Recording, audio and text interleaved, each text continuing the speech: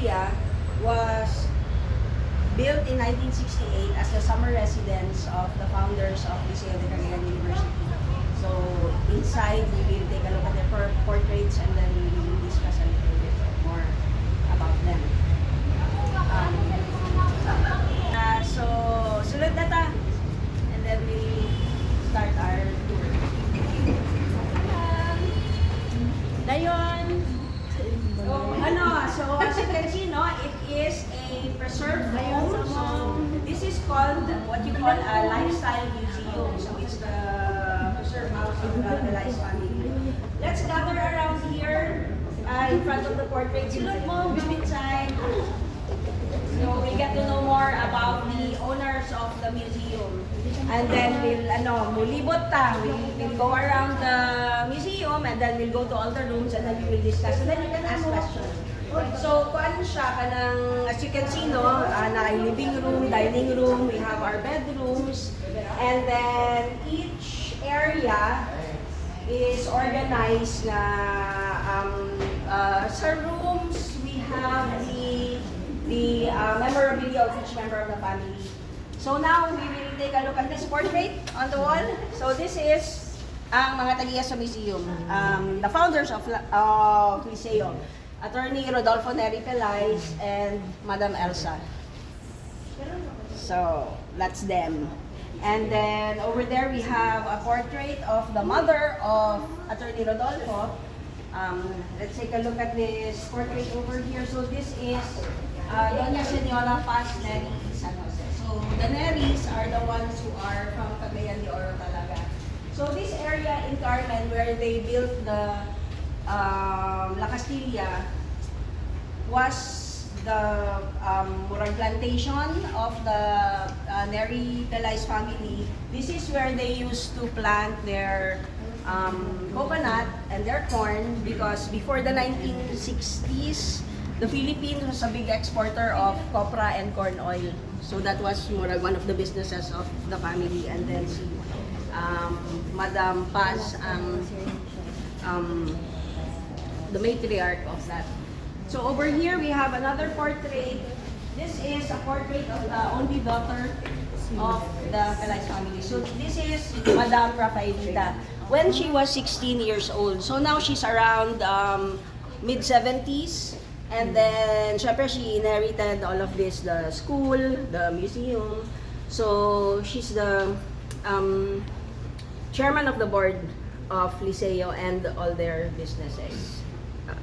Tapos, any questions about the portraits? Okay, next we will go to the music room. So over here in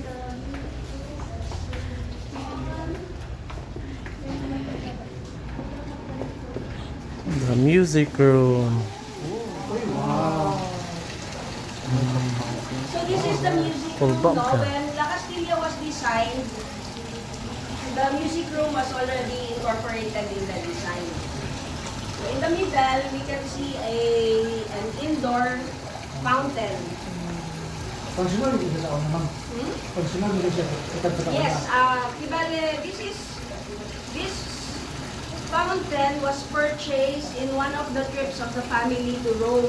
So di pa deliver nila, they bought it in Rome and then they deliver nila in the 1960s. Before the blessing of the house, i-install na niya siya din. So it's really part of this room. So as you can see, no, important ang music sa family. But it's also reflective of how important music was to the old Cagayanons.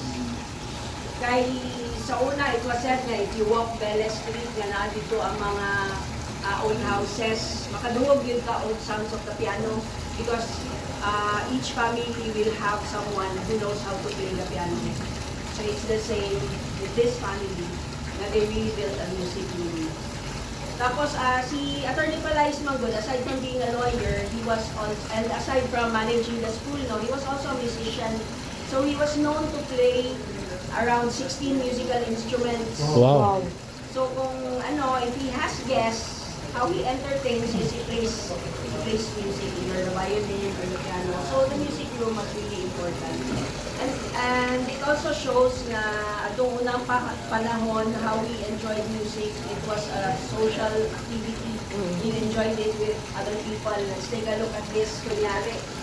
So, karon, di ba, when you listen to music, you do it on your headphones. It's a very individual na kanang activity. Pero this one are actually large speakers.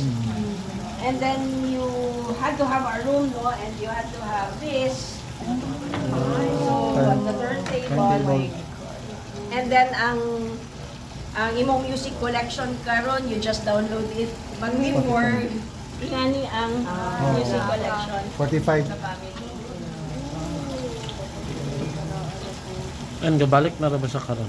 Yeah, it's making a comeback, no? Na ay mga kuan. Na ay shop, I think, uptown that sells. Kami na nasa Vinyls. Yeah. What's the name of that, ano? Something. Vinyl. Vinyl. Muna ang Ano siya? pangalan sa Plaka. shop. Oh, yeah, the Plaka. Plaka. Ang shop na diri sa Kuan Man Centrio, JB.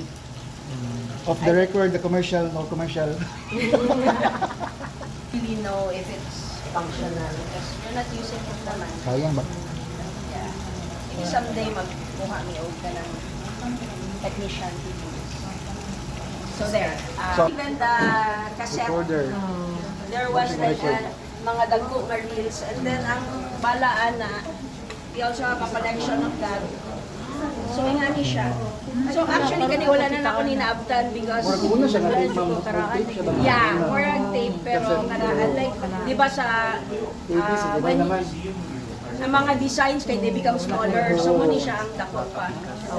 So we have mga with Itong tapes. kaset, anong naabtan? Oo.